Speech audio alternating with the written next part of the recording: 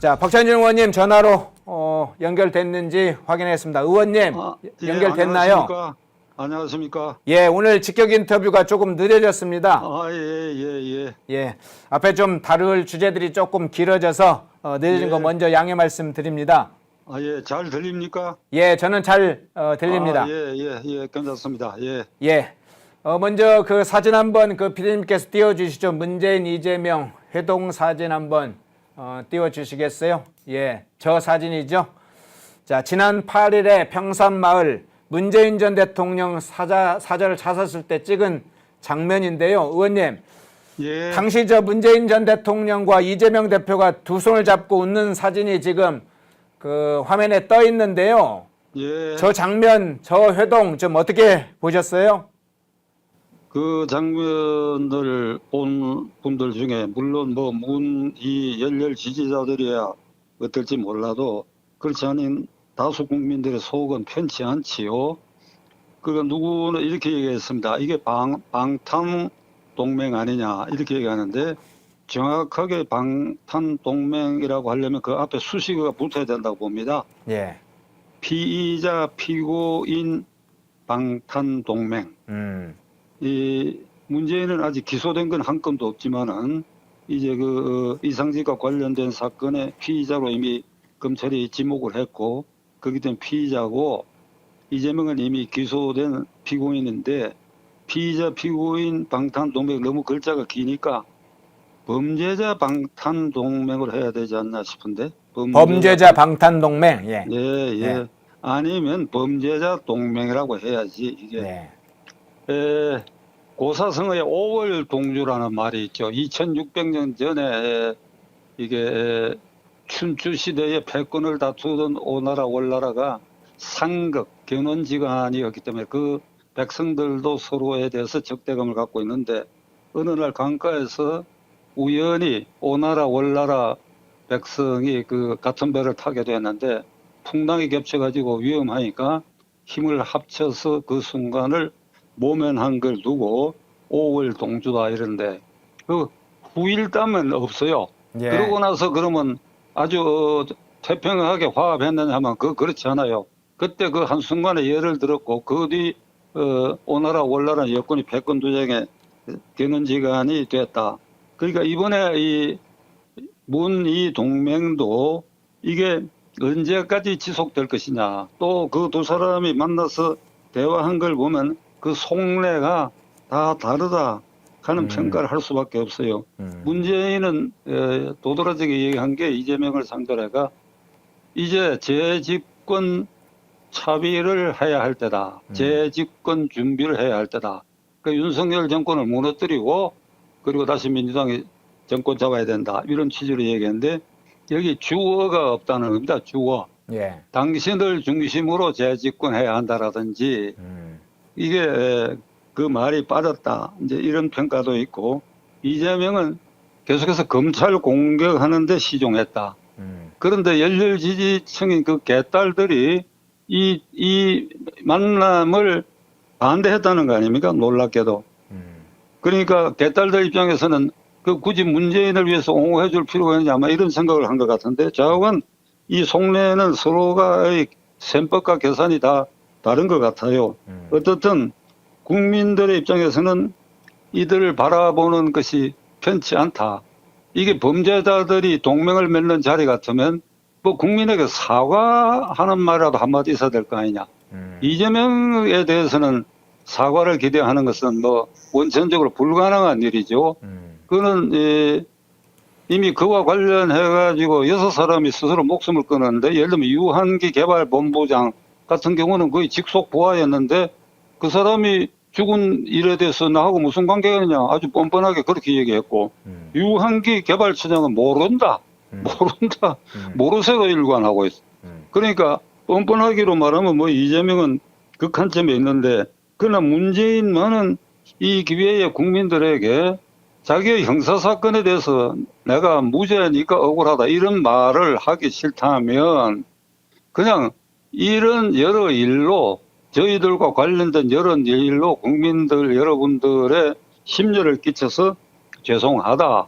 그러니까 뭐 저희들은 뭐 꿋꿋이 뭐 심판을 받아보겠다라든지 적어도 이런 말은 한마디 있어야 될 것 같은데 그 말이 전혀 없다. 그 제가 어제 남해안에 살고 있는 제 직계 후배하고 통화를 한 일이 있는데 이 날씨가 계속 무더워요. 어제도 그 기상청에서 안전본부에서 그 문자가 오더라고. 폭염이 계속되니까 조심하라고. 그 제가 물어서 그 남해안 좀 시원하지 않느냐 그러니까 더 더워졌다 이거야. 그러면서 지난 주말 직전에는 조금 수그러졌는데 일요일부터 더 더워졌다. 그 선배님이 그 왜 더워졌는지 아십니까? 그러더라고. 예. 무슨 소리냐? 그랬더니 예. 그 일요일 날 이재명과 문재인이 동맹 맺는다고 저 난리굿을 벌리니까 하늘이 열을 받았다 이거야. 열을. 하늘이 노했어요.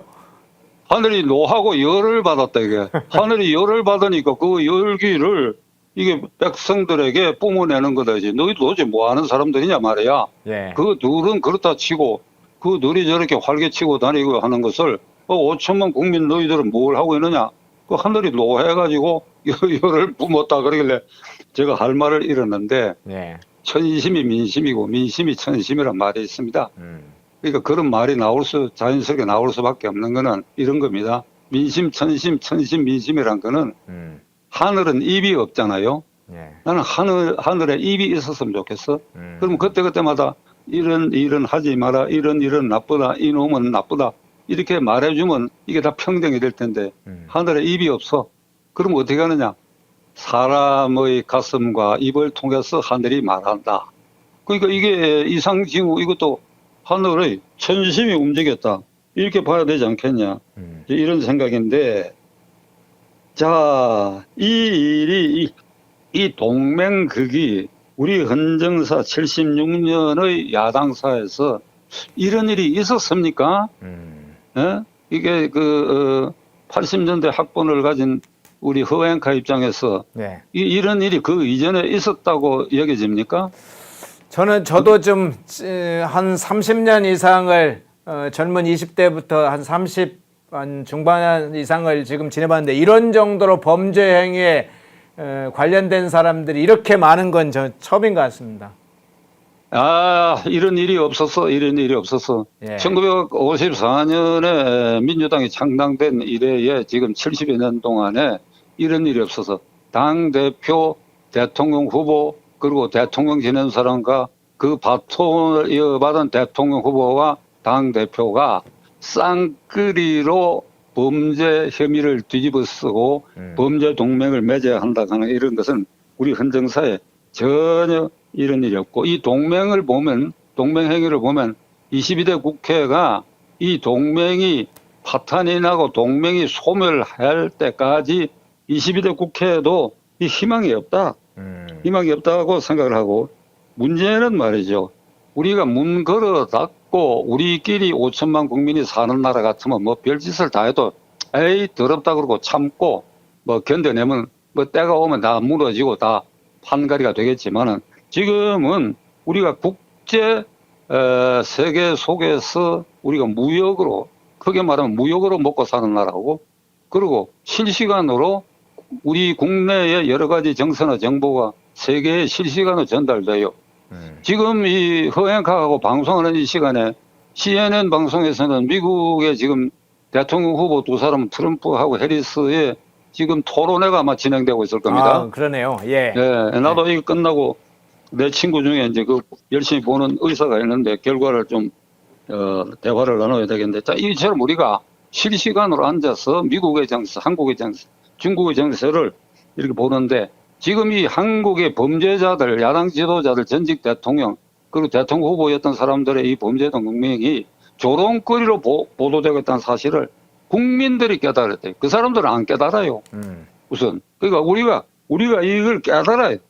이게 우리가 국제 사회 속의 일원으로 있다. 그것도 2016년에 유엔이 인정한 한국이 30, 50 클럽에 들어가 있다. 그러니까 제2의 G7 국가다. 이게 무슨 말인가 하면 국민소득 3만 불 이상, 인구 5천만 이상, 그리고 자유민주 체제를 공유하는 나라 7나라, 미국, 일본, 이태리, 영국, 프랑스, 독일, 그리고 한국. 이렇게 우리가 선진국 반열에 올라서 있다 이게. 그러니까 이걸 또 범위를 좀 넓히면 OECD 가맹국 37개 나라 중에서 이런 행태를 보이는 정치, 이런 행태를 보이는 전직 대통령, 대통령 후보, 야당 총재, 국회의 과반수를 점하고 있는 이 세력들이 이런 짓을 한다고 하는 거, 이것은 정말 국격을 떨어뜨리고 국가 경쟁력까지 좀 먹고, 이게 심화되면 말이죠.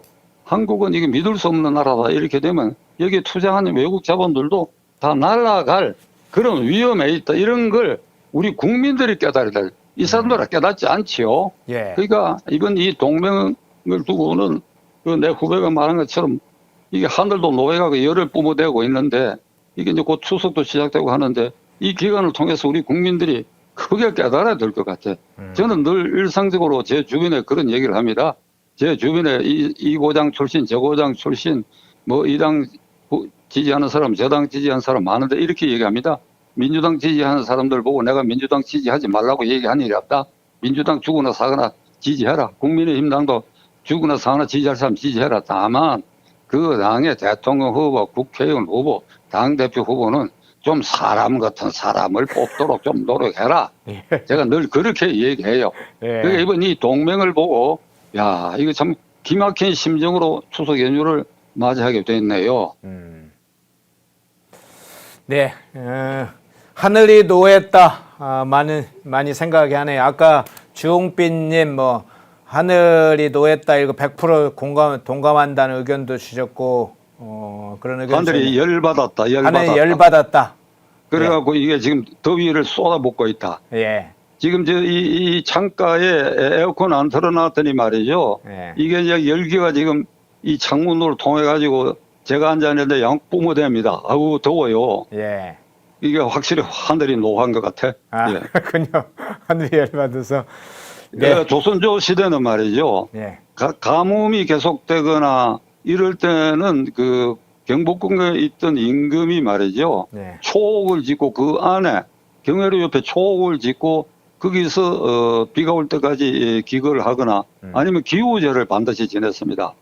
지금 이 열기가 이렇게 심한 거 국민이 열기를 삭히는 이게 무슨 죄를 지내야 되는 것인지, 그래도 두 주인공이 국민에게 좀 석고대죄하는 자세를 취하면 이 열기도 달아날 것 같은데 전혀 깨닫지 못할 것 같다.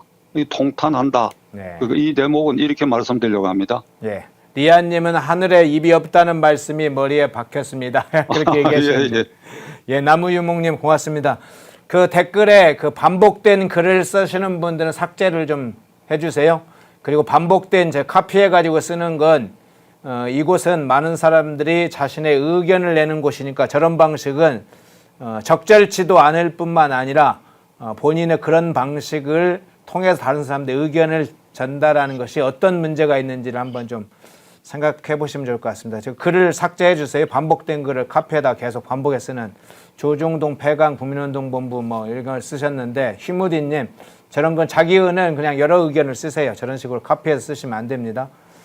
그거 좀 피디님이 삭제를 해 주시고요. 제가 지금 울산시장 선거 개입 사건 문제 한번 여쭤볼게요. 예. 어제 황우나 송철호 뭐 징역 6년, 5년 이렇게 중형을 구형을 했는데요. 예. 지난 6일에 서울중앙지검에서 충남경찰청 소속 박모 총경을 참고인 신부로 불러 예. 조사를 한 게 알려졌는데, 예. 박모 총경은 울산시장 선거 개입 사건이 발생할 때 당시 청와대에서 근무한 경찰관으로 확인이 됐습니다. 예. 그가 이제 박 의원님께서는 이 울산시장 선거 개입 사건 문제를 포함해서 문재인 정부의 4대 중대 범죄 이 문제에 대해서 신속한 수사가 필요하다, 이런 걸 여러 번 얘기를 해오셨는데요. 예. 울산시장 선거 개입 사건 수사 문제와 관련해서도 그렇고 4대 중대 범죄 이 문제 어떻게 지금 대처를 해야 되는지 좀 어떻게 보시는지 좀 의견 좀 주시죠. 그 문재인의 4대 중대범죄 사건은 지금 거의 뚜껑을 닫은 상태에서 조금 빗주름이 이제 수사가 시작되는 그런 분위기를 보이고 있는데, 이게 4대 중대범죄 사건은 이렇게 가려놓고 전주지검에서 조사하는 이상직과 문재인의 유착, 거기에 따르는 이게 이 여러 가지 중진공 이사장 무자격자를 시키고 그리고 국회의원 공천을 주고 하는 이게 아주 비상식적이고 비상한 유착 관계. 거기에서 발산되는 사유와 딸의 이스타항공 특혜 의혹, 그리고 딸의 의혹 투성이인 부동산, 그리고 5천만 원 돈 보따리 거래, 그리고 이런 이게 뭐 김정숙 여사의 타지마할 대통령 전용기 띄우는 거, 이런 게 사소해 보이지만은 이 국민의 비위를 속을 상하게 하는 거예요. 그러나 이것은 제가 보기에 문재인의 본질적인 4대 중대 범죄에 비하면 이거는 주변의 곁가지라고 할 수 있어요. 네. 그러니까 곁가지가 아주 요란한 소리를 내고 있는 것에 대해서 저는 검찰에 대해서 유감을 표명할 수밖에 없어요. 검찰이 이원석 총장 아래서 그렇게 될 수밖에 없었다, 뭐 이런 느낌을 제가 안 갖는 건 아닌데, 4대 중대 범죄 중에 우리가 그래도 간단히 살펴봐야 돼요. 이게 얼마나 심각하고 얼마나 나쁜 영향과 파장을 주고 있는가에 대해서. 우선 울산시장 부정선거 사건 그 앵커가 말한 대로 이게 언제 어떻게 되냐, 간단히 이 연역을 이야기하면 2020년 1월에 15명을 기소를 했어요. 네. 문재인 대통령이 30년 지기고 선배인 송철호 변호사가 이번에 울산시장 반드시 당선되기를 희망한다. 그러니까 송철호 씨가 그때까지 6번인가 뭐 국회의원 시장 입후보가 계속 낙선을 했어요. 예. 그러니까 울산에서 이제 보따리를 싸고 부산으로 변호사 개업지를 옮기려고 하는데 문재인 대통령이 이걸 말리고, 형님 그 자리에 계시오, 울산시장 이번에 내가 당선시키겠습니다, 이랬다는 거 아닙니까? 예. 이걸 이제 밑에다 그대로 지시했지요. 그 지시라고 하는 게 이렇습니다. 뭐 서류로 서면을 만들어가 이렇게 하라 그래야 지시입니까? 아니지요. 그러니까 방귀 뀌면 똥 산다는 말이 있잖아요. 대통령이 무슨 말을 하는지 지금 청와대 대통령 지금 용산 같은 데서 대통령이 무슨 말을 하고 무슨 호흡을 하고 어떻게 표정을 짓고 하는 거 다 실시간으로 알려지게 마련이라고. 그러니까 이게 결국은 직접적 지시를 받아가 8개 청와대 부처가 움직여 가지고 결국은 2020년 1월 요 날짜를 시청자 여러분들이 좀 기억하시기 바랍니다. 이게 15명을 기소를 했는데 그 당시 검찰총장이 이성윤 중앙지검장이 기소를 거부하는 걸 차장검사에게 직권 명령을 내려가지고 기소를 한 겁니다. 2020년 1월입니다. 근데 그 4달 뒤 4월에 국회의원 선거가 있었어요. 그 15명 피고인 중에 황운하 한병도 정무수석 황운하 울산경찰청장, 이 사람들도 그 기소 대상에 끼어 있는데 넉 달 뒤 국회의원 선거에서 황운하는 대전, 그리고 한병도는 1위에서 각각 국회의원에 당선돼가 21대 국회의원을 거의 다 채웠어요. 예. 그래가지고 3년이 지난 작년 2023년 11월에 비로소 1심 판결이 났어. 1심 판결. 이게 뭐 3년 10개월 만에 판결이 난 거예요. 그러니까 그 사이에 21대 국회의원 이 사람들은 그 임기를 다 채워가고 그러는데 이 1심 판결이 2023년 11월에 비로소 났는데 그게 이제 송철호 황운하는 실형 징역 3년이 선고됐는데 법정 구속을 안 했어요. 그리고 황운하 외에도 전부 다 유기징역형의 선고를 받았는데 2023년 11월에 그런 일이 있고 그 넉 달 뒤 22대 국회에 또다시 황운하는 조국 당의 비례대표로 국회의원 배지를 달고, 그리고 한병도는 그 지역에 또 당선이 되고, 그 지금 현재 국회의원입니다. 그 이게 무슨 일입니까 도대체? 이게 피고인들이, 그리고 1심에서 실형이 선고됐는데도 불구하고 법정 구속이 안 됐다, 그런 이유로 또 22대 국회까지 지금 진입을 해갖고 있다. 이게 도대체 이 대한민국에 이런 일이 있을 수 있느냐 이거야. 그러니까 이 사건은 조국과 임종석을 빼버렸고 주 피의자단에서, 그리고 그 꼭대기에 문재인을 보호하기 위해서, 그러니까 조국과 임종석이 빠진 채로 이 수사가 진행이 됐는데, 그러는 사이에 결국은 이 국회의원 된 사람들 이 국회의원을 다 해먹은 상황에 빠졌다. 그런데 검찰이 2020년에 기소하면서 불기소 처분을 했던 조국과 임종석에 대해서 지난 4월 달에 서울고검에서 항고 사건을 다루다가 이게 혐의가 짙다. 그러니까 조국과 임종석에 대해서도 이 사건 관계에서 재기수사 명령을 내려라 했기 때문에 아까 허 앵커가 말한 그 당시 청와대에 근무했던 그 방모 총경을 불러가지고 조사를 한 것 같아요. 이제 비로소 조금 움직이는 이 형국을 보이고 있다. 이게 검찰이 왜 이렇게 미적거리고 이러느냐. 이게 윤석열 대통령이 벌써 2년 거의 5개월 전에 취임을 했는데 윤 대통령이 이 문제를 검찰총장 시절에도 서울중앙지검의 기소명령을 직구를 발동한 일이 있기 때문에 이 문제는 문재인까지 신속하게 처리하는 것을 기대를 했는데 이 기대에 미치지 못하고 지금 이 상태까지 왔다. 이건 참말로 통탄할 일이다. 그리고 두 번째로 월성 원전 경제성을 조작하고 발전을 중단하라고 하는 명령은 구체적으로 이게 전산망을 통해서 이 산자부 장관에게 문재인 대통령이 지시한 겁니다. 이걸 지시하게 된 계기를 얘기 들어보면 어이가 없는 게 원전 폭파하는 무슨 그것을 주제로 하는 영화가 있었는가 본데 저는 뭐 영화를 요즘 안 보니까 그걸 보고 좀 민망한 표현이지만 발작적으로 이 원전은 이게 안 되겠다.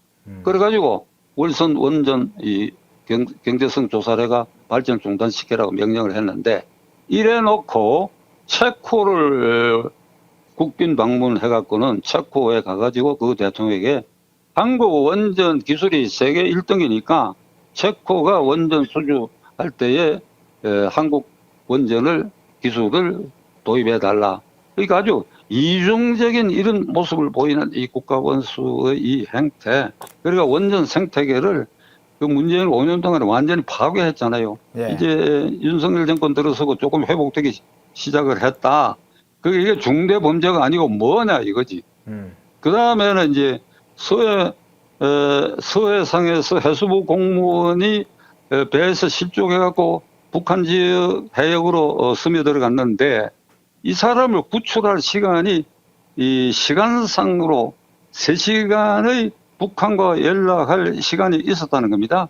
지금 직통전화는 그때 개설이 안 돼 있었지만은 국제 해양 상선 통신망이라는 게 있답니다. 예. 그걸 통해 갖고 북한에다가 이게 우리 측 공무원 한 사람이 실종해 갖고 북한 해역으로 들어갔으니 이를 구조해 갖고 돌려달라. 그렇게 말할 시간이 충분히 있었는데 이걸 그냥 방치해버렸어. 그리고 북한이 총격을 하고 화염 방사기를 쏘아가 시체를 흔적도 없이 만들어버린 이런 사건이 되게.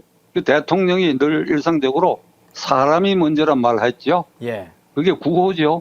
문재인 정권의 구호가 사람이 먼저다. 예. 대선 구호였죠. 예.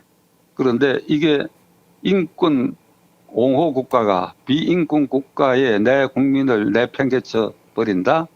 이런 일을 그 주 피의자, 요건 몇 사람 뭐 당시에 안보실장 등이 잠시 구속된 일이 있는데 이것도 주 피의자는 문재인이죠.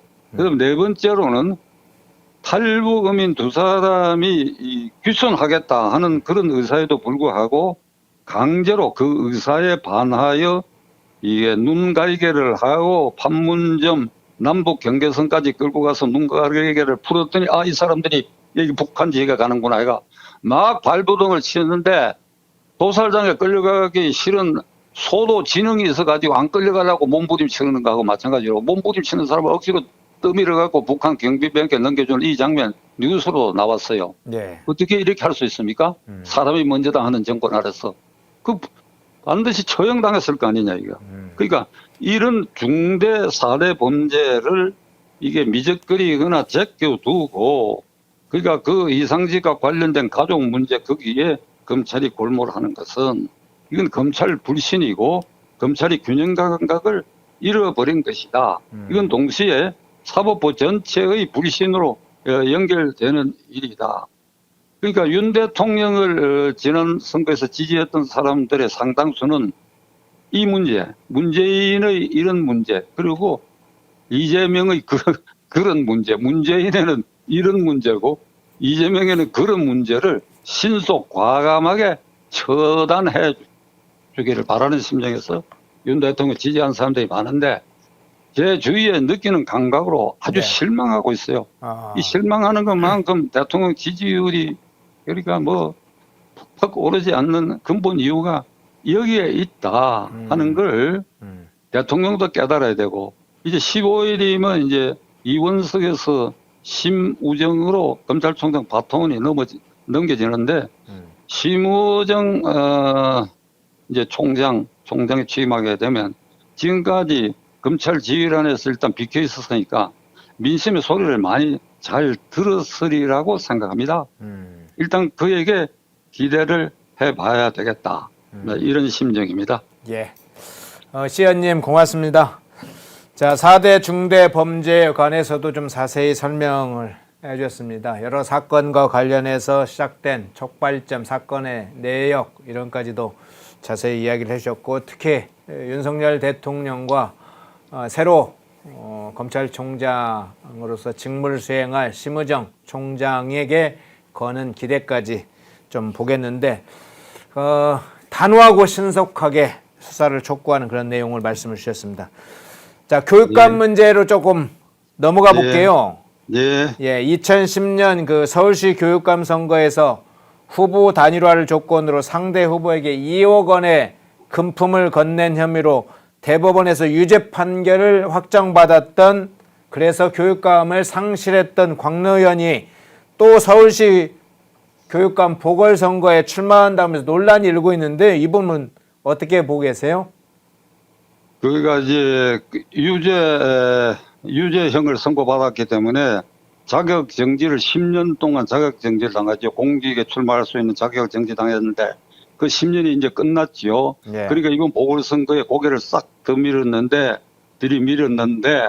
이 기사를 본 많은 사람들이 제가 아는 한에서는 이럴 수가 있느냐 이 사람이 이게 이 선거 중에 경쟁 후보 매수하는 게 그게 아주 1급 선거 방해 행위입니다. 그게 그런 짓을 2억 원을 들여서 경쟁 후보를 물러서게 해놔놓고 진역형으로 유죄 선고를 받고 이제 10년에 돼서 그 기간이 끝났다고 해가지고 이제 다시 후보 선언을 했는데 거기에 선거 비용 보전해야 할 비용이 35억 2천만 원인가 그렇게 되는데 그것도 다 물지 않았다.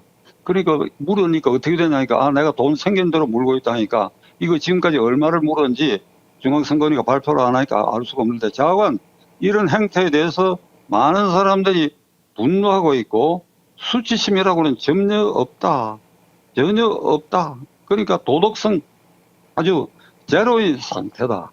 그래서 이 기사를 보도한 그 언론사 그리고 평론가들의 평론의 댓글에 이게 이런 글이 있어요. 간단하게 이 광노현 씨를 향해 가지고 미친 개에게는 몽둥이가 약이다. 이거 내 말이 아니고 내가 이제 인용하는 거니까 미친 개는 몽둥이가 약이다. 이게 저도 심정적으로는 이 말을 공유하려고 합니다. 그런데 이 35억여 원을 이게 보전을 아마 지극히 일부만 했을 것 같아요. 네. 이거 받아내야 됩니다. 물어내야 35억 돼요. 중에 30억을 현재까지는 미납했다고 합니다. 그러니까 30억을 떼먹은 건데 네. 이게 선관위가 이 징수의 강제권이 없습니다. 특별법이 만들든지 아니면 중앙선관위가 이 사람을 상대로 소송을 해가 불법 행위니까 배상해내라는 소송에서 그 판결을 가지고 강제 집행을 하는 길을 저는 오늘 이 말이 나온 김에 이 대목에서 중앙선관위에 강력히 요청을 합니다. 광노현 씨 말고 이런 사례가 많이 있다고 저는 듣고 있는데 이게 중앙선관위가 국민 혈세를 이런 식으로 낭비해먹은 이런 놈들한테 이런 사람들한테 이걸 그냥 그 갖다 주는 대로 받고 그렇게 있으면 어떻게 합니까? 그것도 법률 전문가들이 있을 텐데 이거 당장 소송해가지고 받아내도록 해야 된다고 하는 말씀을 드리고, 이게 광노현 씨가 이번에 고개를 들면은 이걸 계기로 교육감 이게 선거제도 폐지해야 된다. 제가 지난번에 패널마이크에서도 공개적으로 말씀드렸는데, 예. 교육이라고 하는 게 백년지 대계라고 하잖아요. 우리 예. 잘 아는 이세들에게. 예. 그러니까 교육감이 초등학교, 중학교, 유치원, 초등학교, 중학교, 고등학교까지 일선 교육을 책임지고 감독하는 자리인데, 이게 말이지 선거를 하다 보니까 좌파가 전부 장악했다고. 저는 이 진보 교육감이다 이런 말, 보수 교육감이다 이 말 정말 듣기도 싫고 제 입으로는 쓴 일이 없습니다. 뭐가 진보입니까? 진보라는 말에는 정의라는 게 포함되는데 하나도 정의로우지 않고, 이게 종북 주사파 사상에 길들인 정교조에게 이른바 자기들이 말한 진보 교육감, 내 눈에는 좌파 교육감이 당선되면 정교조의 놀이터로 만들어주는 게 그게 서울시 교육감이 왜 역할 아니었느냐 이 말이에요. 이번에 교육감이 조희연도 낙마하게 된 게 정교조 출신 교사들 해직된 걸 불법으로 복직시켜주다 그렇게 된 거 아닙니까? 네. 그러니까 이게 정교조 놀이터가 되어버렸다. 좌파 교육감에. 그 지난 십몇 년 동안 서울 교육이 이런 식으로 황폐화됐다. 그러면 우파 교육감 후보들은 분열해가지고 이 바보 짓을 해가지고 말이야. 이게 정교조 놀이터로 만드는 걸 방조한 사람들 아니냐. 그러니까 이거 폐지해야 돼요. 이번에 보궐선거 전에 뭐 폐지는 어렵지만은 2년 뒤에 이제 또 일반적인 전국적인 교육감 선거에 또 이런 현상이 또 일어날지 모르는데, 문제는 국회가 민주당이 장악하고 있으니까 이 법 개정이 쉽지도 않다. 그러니까 이게 정말 답답하고도 답답한 일이다. 이런 이 생각을 할 수밖에 없고, 그 다음에 그러면 약간 시간이 걸릴지 모르겠는데 이 얘기가 나온 김에, 그러면 광노현이라는 전 교육감이 어떻게 고개를 고추 들고, 그리고 나는 속내가 이걸 겁니다. 나는 벌 다 썼다. 35억도 물어가고 있는 중이고, 그 다음에 내가 뭐 큰 잘못이 있느냐. 그리고 그 일로 10년 동안 공직 입후보도 못하는 벌을 단단히 썼다. 그러니까 내가 나오는데 뭐 어떠냐. 그런데 이런 마음을 먹고 이렇게 뻔뻔하게 나서게 된 데는 저는 이재명 현상이 영향을 줬다고 생각합니다. 예. 이재명 현상. 그게 조금 곁들여가지고 문재인 이재명 현상 또는 이재명 문재인 현상. 그 현상 중에 유권 무죄라고 하는 현상이 아주 토착화 되어 가고 있어요. 유권 무죄. 권력이 있고 권세가 있으면 그 유권이라고 할 때 권자를 권세라고 나는 해석하려고 합니다. 예. 권력이라기보다도 권력이 있고 그것을 새몰이를 하는, 그러니까 유권세는 무죄다. 이런 풍토가 있다. 그러니까 광노현 씨 속내로는 내가 이재명이나 문재인보다도 더 큰 죄를 저질렀느냐? 10년 동안 벌 썼다? 그들은 지금 고개를 고추 들고 방탄 동맹까지 맺고 있지 않느냐? 내가 왜 못 나서느냐? 근데 이런 심정이라고 저는 추론을 할 수밖에 없다.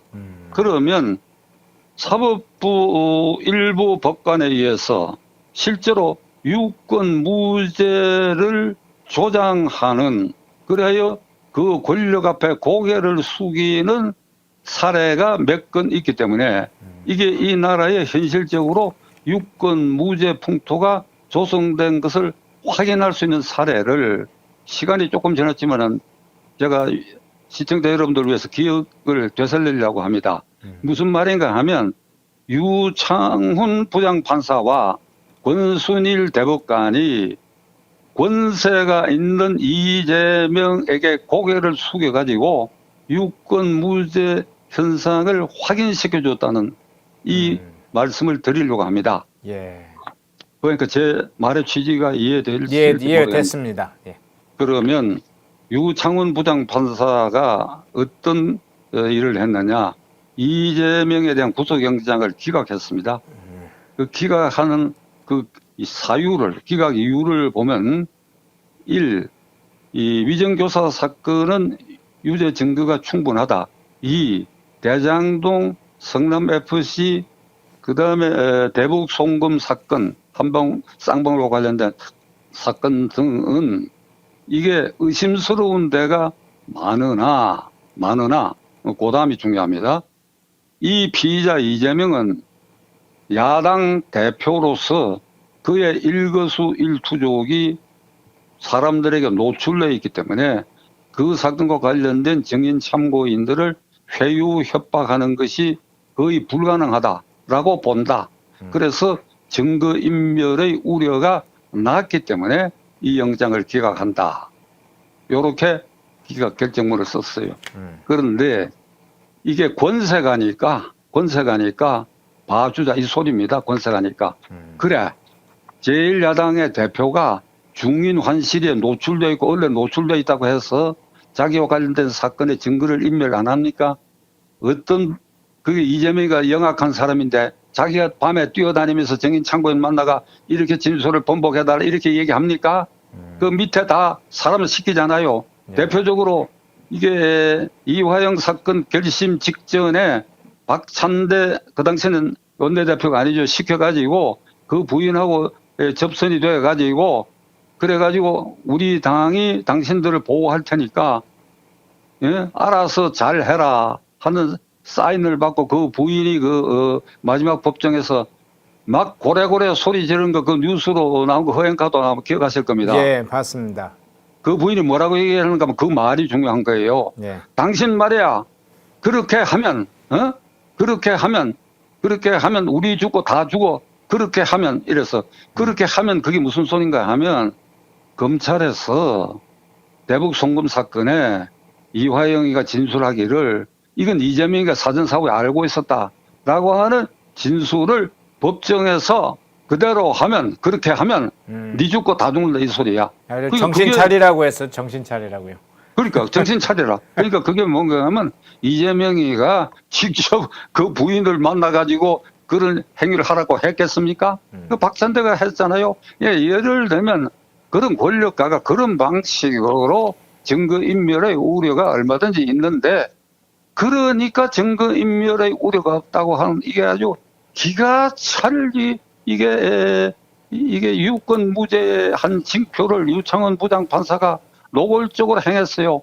내가 한번 말씀드렸지만은 그때 이 영장을 기각할 때에 그 구속영장에 관련된 제2항을 눈 감아버렸어. 뭔가 하면 법관이 구속영장을 발부함에 있어서 증거인멸의 우려가 있느냐 여부를 판단하는 데는 사건이 중대하냐 안 하냐를 참작해야 된다는 조항. 예. 이 사건이 중대한 사건이죠. 그게 눈 감아버렸고 또 하나는 국회가 이재명 의원은 구속해도 좋다. 그 체포동의안에 가결했잖아요. 예. 국회의원들이 바보들입니까?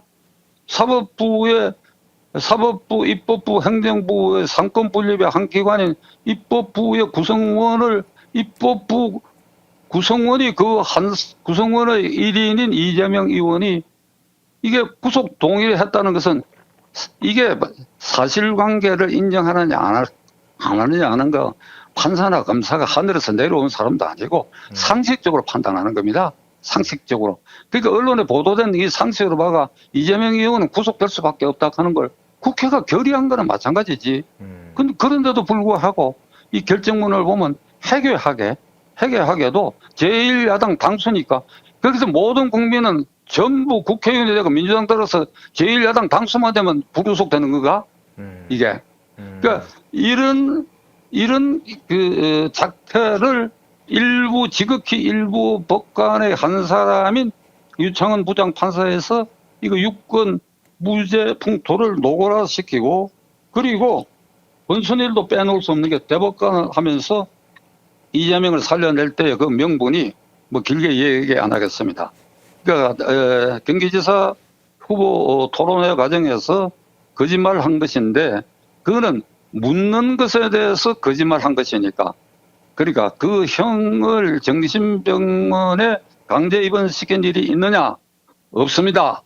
대답을 했습니다. 그런데 실제로는 그런 일이 있었다. 그러니까 이 일에 대해서 고등법원이 300만 원 벌금 자격정지 상설형을 선고했는데 대법원에 가갖고 주시민 권순일 대법관이 뭐라고 판단하는 거니까 이게 토론이라고 하는 경황이 없는 그런 환경 아래서 질문을 받고 그러지 않았다라고 거짓말을 한 것은 자기 입으로 내 형을 내가 성남시장의 직권을 발동해가지고 정신병원에 강제로 입원시켰다라고 말하지 않은 거하고 차이가 있지 않느냐. 그래서 질문에 대해서 답변한 것은 소극적으로 한 것이니까 소극적 거짓말은 면책이 된다. 그렇죠. 이거 아주 희한한 판결을 해가지고 권순일이가 이재명을 살려내더니 또 유창훈이가 기각해서 살려내고 유창훈과 권순일은 대전고등학교 선후배고 무슨 서울법대도 선후배지만은 그리고 권순일과 법원행정처 차장 대법관 하기 전에 직전에 거기 있을 때 법원행정처 차장은 법관의 인사와 예산을 주무르는데 그 구내에 대법원 재판연구관으로 유창훈이가 복무했다. 그러니까 지난번에도 한 말씀 드렸지요. 예. 이 영장 기각에 이 로비를 한 인물의 첫째는 당사자인 물론 이재명이고 둘째로는 김만배고 셋째로는 권순일이다. 이재명이 구속되면 이게 재판 거래 의혹도 신속히 처리될 것이다. 그러니까 작은 사법부 일부가 이와 같이 권세가의 그에게 농락당하고 있다. 그러니까 유권 무죄 풍토가 이게 현실로 우리 국민들이 인정하고 있다. 제가 끝으로 이게 대단히 우려하는 것은 이게 유권 무죄 풍토, 그 다음에 검찰이 문재인에 대한 4대 범죄, 중대 범죄를 미적거리고 눈 감아오고 한 거, 이것은 우리나라 전체적으로 크게 사법 정의를 허무는 행위고 국민들에게 사법 정의에 대해서 허무감을 일으키게 하고 검찰의 조사를 받는 사람, 법원의 재판을 받는 사람에 대해서 검찰과 법관을 불신하게 되고 그리고 무엇보다도 제가 더 크게 우려하는 것은 전국 47개, 47개 구치소 교도소에 대체로 1일 3만 8천 명이 현재 수감되어 있습니다. 예. 그 1일 평균이 그러니까 매일 구속되고 석방되고 1일 일이 있으니까 1일 평균이 3만 8천 명 정도 되는데 그중에는 미결수, 그러니까 재판이 확정 안 된 사람도 있고 확정된 사람도 있는데 그 전체 중에 국사범이나 간첩이나 국사범이나 아니면 이게 흉악한 강력범들 뭐 이제 이런 범죄를 많아도 아마 3 내지 5%밖에 안 될 겁니다. 그럼 그 나머지는 생활형 범죄들이야. 생활형. 회사를 경영하다가 부도가 났다. 그다음에 뭐 돈을 좀 늦게 주니까 사기를 당했다. 횡령했다.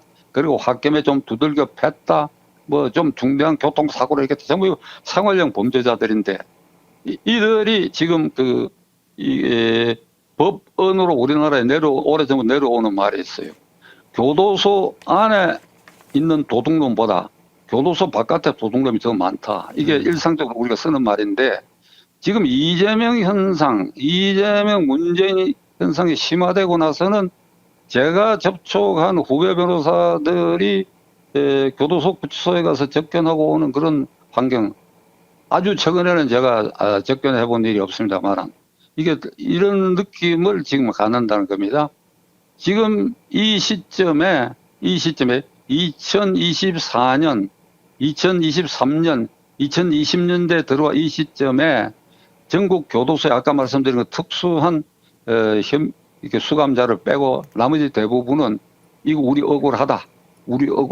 우리도 야당 대표가 되거나 대통령이 돼야 되겠다. 우리 억울하다. 이래서 자칫 이 교도소 민심이 안 그러길 바라지만은 이게 에노미 현상에 빠져가지고 무교본 무질서 상태로 빠지면 어떻게 하느냐. 중남미에는 말이죠. 그게 콜롬비아나 중남미 거기에는 그 마약 천국이 돼가지고 마약 그 두목에 종사한 사람들이 교도소를 메우고 있어서 가끔 그 폭동 사례가 일어나고 있는 걸 그 사례로 들고 했지요. 우리나라는 유권 무죄 풍토라는 이 특수한 환경이 검찰과 사법부 불신에 이어져 가지고 교도소 민심까지 요동치게 하면 이게 어떻게 하느냐 이게.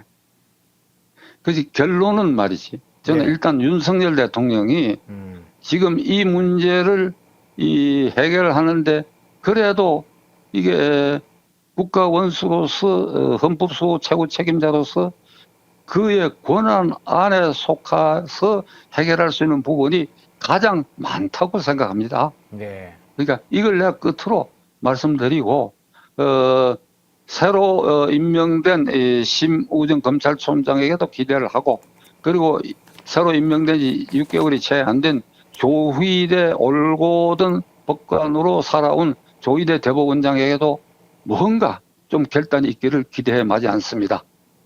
네. 박찬종 의원님의 절절한 이야기 들어봤습니다. 의원님, 예, 명절 기간에요.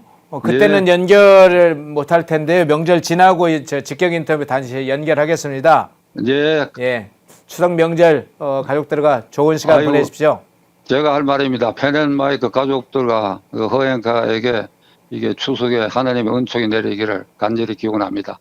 예. 고맙습니다. 예, 감사합니다. 예.